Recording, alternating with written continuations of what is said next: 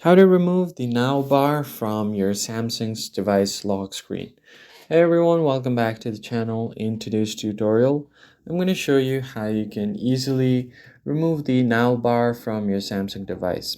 But before we get started, make sure to head down below to like the video and subscribe to the channel.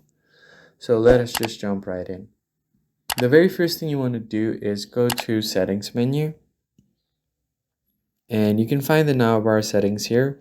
So I'll just quickly show you.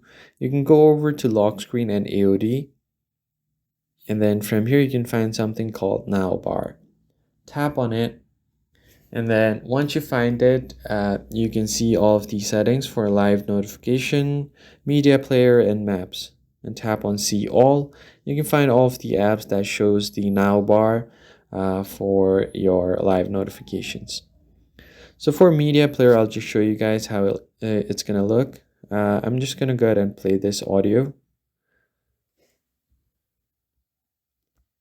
And once this happens, so what happens is it will show you the now bar at the top here. And if I just quickly lock my screen, and here, as you can see, I'm able to see this now bar on my lock screen as well.